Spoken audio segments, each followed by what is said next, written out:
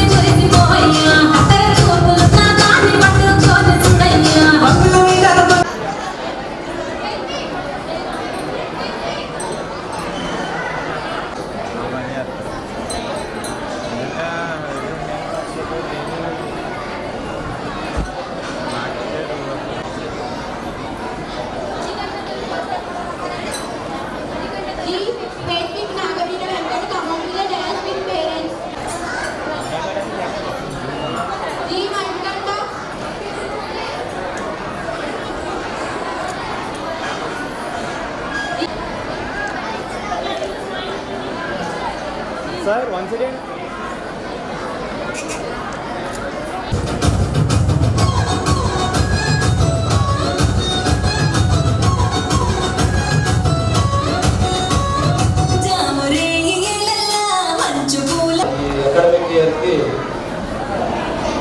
Graduation day అదేవిధంగా meritorious awards distribution కార్యక్రమానికి ముందుగా నన్ను ముఖ్య అతిథిగా ఆహ్వానించినందుకు మా అప్పారావు గారికి ప్రత్యేకంగా నేను కృతజ్ఞత తెలియజేసుకోవాలి. ఎందుకంటే ఇప్పుడే అని చెప్పారు, చాలా రొటీన్గా చాలా బిజీగా ఉన్నప్పటికీ కూడా మాకు కూడా ఇటువంటి కార్యక్రమాల్లో పాల్గొంటే కొంత రిలాక్సేషన్ ఉంటుంది.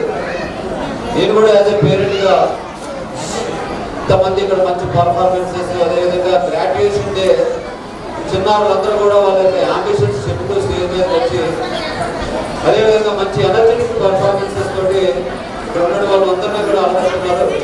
నిజంగా నాకు కూడా చాలా హ్యాపీగా అనిపిస్తుంది చూడడం.